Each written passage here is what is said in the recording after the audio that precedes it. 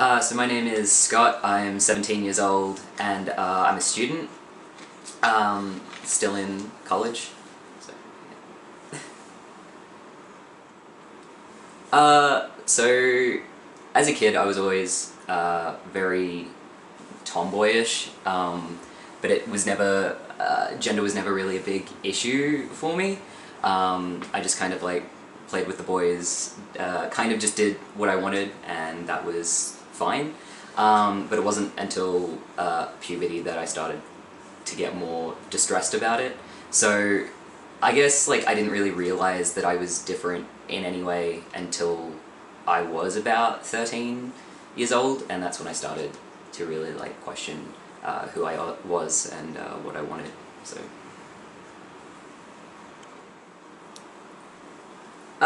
as a kid, it was fine because it's pretty accepting to be tomboyish, and I had lots of girlfriends and lots of guy friends, so it was completely okay.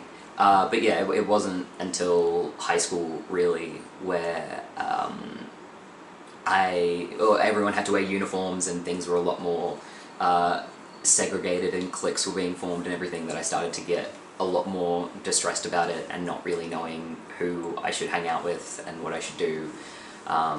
So yeah, I was very carefree, but then basically as soon as it hit high school, extremely distressing and confusing, and lots of questions to be asked. So it wasn't that long after I kind of came to the realization that I started telling people. It was almost immediately, like kind of the weekend that I discovered what it meant to be trans and to transition. I started talking to people saying maybe this is what I am, maybe this is what I want. And then in about like a week or two, I told my parents, which went over well with one of them, but not as well with the other one, and that took some time. But I was 12 when I first came out, so telling people there was lots of, questioning on whether I was going through phases or if I didn't know what I wanted. And a lot of that was still kind of true. I still was very young and I didn't know what I wanted in a lot of areas, but I knew that this was something that was extremely important to me and that I needed to think more about. So I kind of, immediately after coming out, like went and cut my hair and I went and bought new clothes and everything like that. I didn't tell my school because I was going to a private school. I tried really hard to wear pants for the 3 years that I was still there, but that never happened and I couldn't do that. So some of my teachers were informed, but otherwise it was really only my close friends and my family that knew about it. And then when it came to work, I didn't tell my work because I started working when I was 14, 15, so it wasn't entirely necessary at that point. But then when I changed my name and I went on hormones and everything, I kind of took a break from work, then went back to work and said to my boss, like, this is who I am, this is what I want, and they were very accepting, and they told everyone so that they could make me feel more comfortable, and I always said that, if anybody wanted to talk about it or ask questions, that I was always open to it. But otherwise, yeah, it's pretty smooth. I didn't really lose a lot by making the change because a lot of people were very supportive, but I was also not really able to be myself for about 3 years because of the school that I was going to. So I did, I guess, lose a lot of opportunities to find education and to find more support because I was in a place that wasn't very supportive. I guess I lost friends and I kind of lost family members to it as well. There are still, the majority of my family is very supportive, but like there are still lots of family members that don't get it and don't want to get it and don't really want anything to do with it. So I guess I did lose that, but it potentially would have been inevitable anyway. and I guess I don't really see it as much of a loss, losing people that never really respected me much in the first place. So everything I've lost from it, I don't really regret losing. I guess I was able to find people who were like me and who were also extremely accepting, and it made me a lot more open-minded to different groups and different minorities, and it just made me want to help people amongst anything. And I think if I wasn't transitioning, and if I didn't have such a hard time transitioning when I was younger, then I wouldn't have known how to help people or wanted to help people. So I think by just having a difficult time, it has made me want to make change to the people around me and to different organizations and everything like that. It's made me want to help and support people above anything. So I identify as a trans male, so transgender male, transitioning male, I guess transcending as well. It is kind of about transcending some kind of gender binary for me. When I first came out when I was 12, I still identified as transgender, but I didn't exactly know what all of that meant, and I didn't really know what I wanted. And I guess the problem that I faced was that I really boxed myself in to this concept of wanting to be male and aspiring to be male and everything like that. But eventually I kind of got to a point where I realized that that was making me unhappy, and I said that I have to figure out a way for me to be happy in my body and for me to be happy in my gender. And so I did a lot of questioning where I was like, oh, do I want to transition? Do I want to be male? Do I want to be this? Do I want to be that? And then I realized that I don't really want to be anything, and I just want to be myself. And being myself is being a trans male. Not as much, not exactly male, but transitioning into that. So yeah, despite the fact that I've always called myself a trans male, the definitions for me have definitely changed over the years, to where I'm a lot more comfortable expressing my masculinity and femininity. So yeah. So when I was first coming out, I guess it's like when you're kind of discovering your gender identity, I guess sexuality does kind of go along with that, as the communities are very linked. So I was definitely discovering my sexuality as I was discovering my gender identity, and of course it was early puberty as well, so that was all happening. I think I've identified it under just about every single label. I definitely came out as bisexual, and then I came out as straight as well, and I just didn't really know what I wanted, and I didn't really know who I was. And then I had just some bad adolescent relationship experiences, and it just kind of turned me off a lot of dating for a really long time. So I'm kind of at this point now where I'm 17 and I still don't really know what I want. I've tried identifying as straight and bisexual and gay, and none of them really fit. If I was to use a label, it would probably be pansexual, but I'm still not entirely sure what I want. I'm not entirely sure if I am sexual or not, or if I'm potentially asexual. It's all something that I'm still really experimenting with and not putting any secure labels on myself yet, because I am still young and it's still a process, and I really believe that sexuality is extremely fluid. My sexuality is extremely fluid, so yeah, I don't think there's anything that can definitely define who I am and what I want. I just really love people, so but that's still constantly changing, so yeah.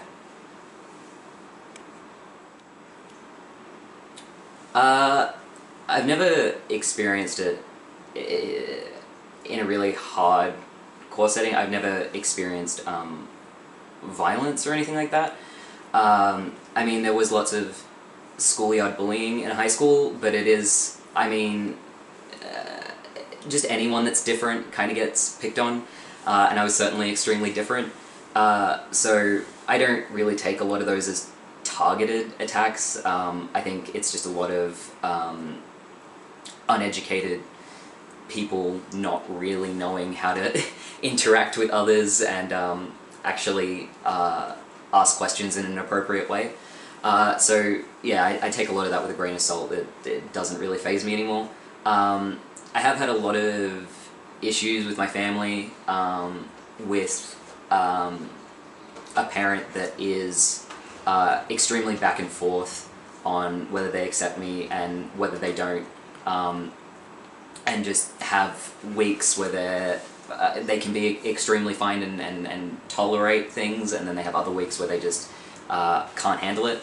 I did get kicked out of home by one of my parents last year, and that was extremely difficult to deal with, but my other parent was extremely distressed by that, and I'm back home now and it's okay, but it still gets extremely rocky at sometimes. But I do think that some of that just comes out of not being educated enough on the transitioning process, but also just not wanting to be educated on it as well, and just trying to say that this is weird and this is not okay, and just keep trying to perpetuate that. And despite the fact that I have really tried education processes, it just all depends on the individual and whether they actually want to be educated. And there are some people that have, you know, perpetuated prejudice, and I have been able to sit down with them and talk to them, and they've been educated and it's okay. And then there are other people who just don't want to be educated, and that's just something that I have to deal with, I guess. So I think learning about the community is a really big one, and seeing how open and inviting the community can really be, and how there are so many small communities of trans people, but especially like trans males, that are just so concerned with helping each other. There are just so many groups on various social media sites, whether it be YouTube or Facebook or Tumblr or anything like that, of just groups of trans males of all different ages, just asking each other questions and giving advice.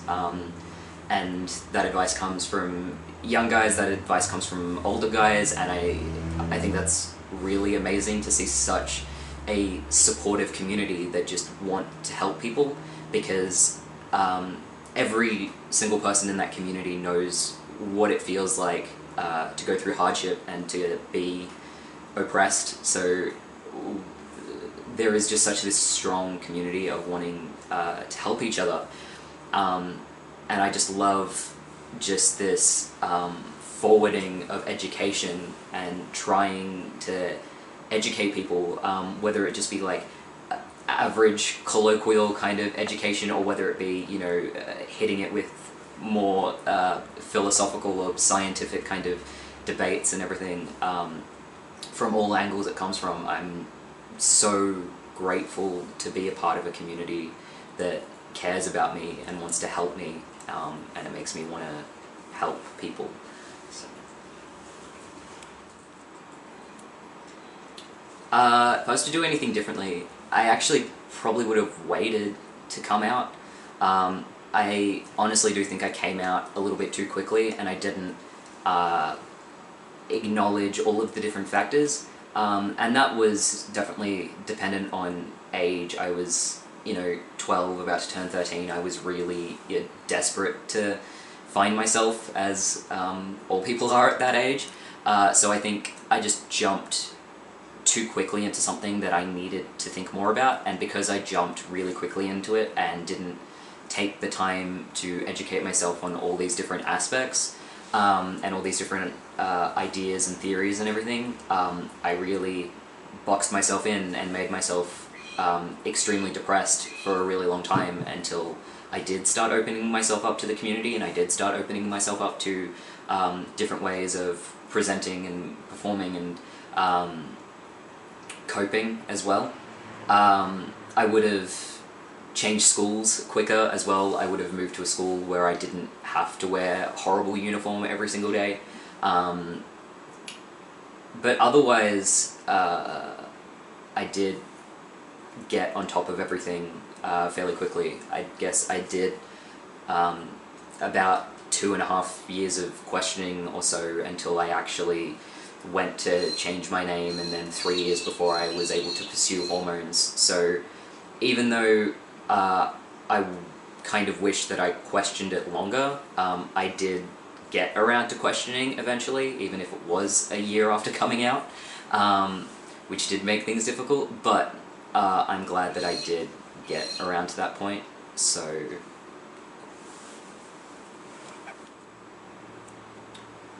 I think the best thing about me coming out young was that I had years to question and think about things, and I'm still questioning and thinking about things before I turned 18, because I can't do anything really until I turn 18 unless I want to go through the court system.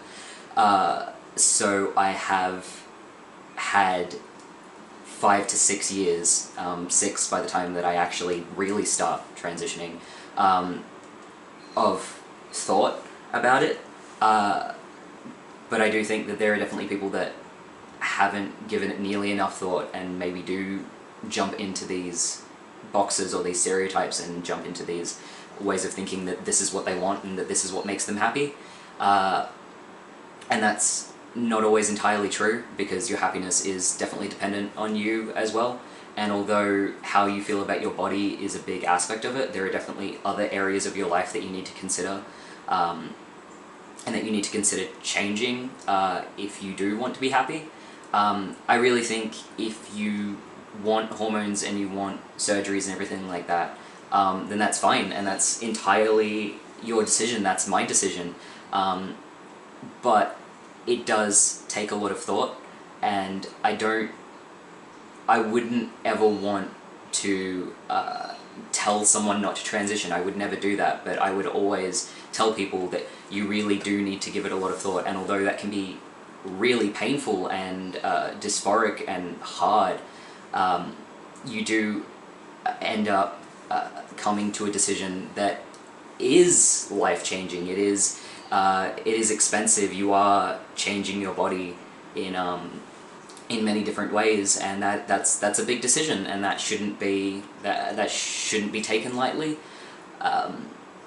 So I do think that the kind of rigorous process that we have, I think that it is excessive in some areas, but I do think that it is necessary in other areas.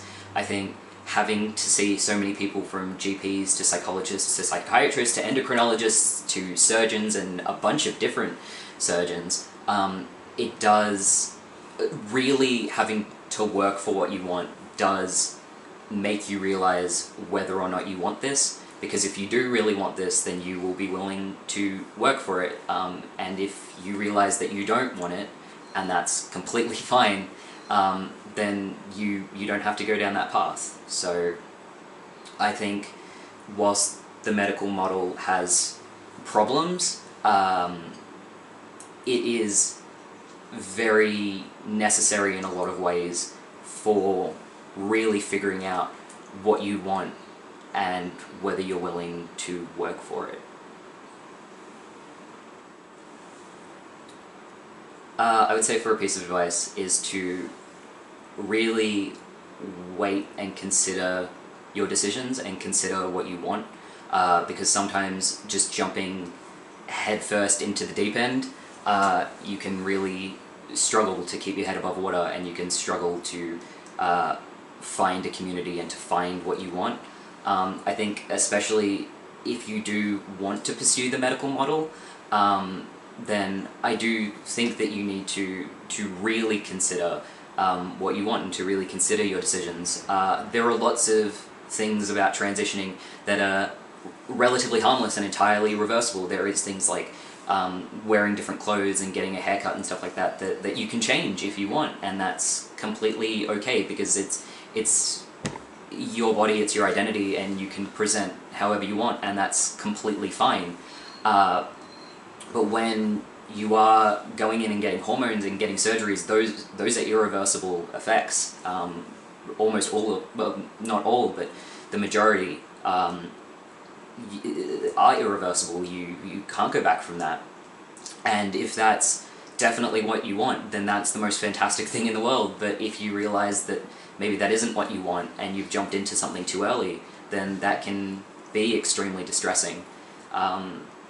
So even though questioning can be really difficult and it can be really dysphoric to live in a body that you know isn't yours, it is still very necessary to wait and consider what you want and consider different options, because there are more options than just being trans or being this or being that. There are a million different labels, and that's fine and that's fantastic, because whatever suits you, that's who you should be. And I've definitely changed a lot. I've definitely changed my opinions on what it means to be trans and what it means to transition over the years that I've been transitioning. If I had started my medical transition when I was a lot younger, then I may have ended up regretting certain things because I wasn't ready. So I would say, even though you've come out and you think that you are completely ready to pursue this thing, still take some time to really look after yourself and do some introspective looking to see if this is exactly what you want and if this is how you want to live your life. Because if so, awesome, and if not, awesome, because there are a million different options for whoever you want to be and whatever you want to do.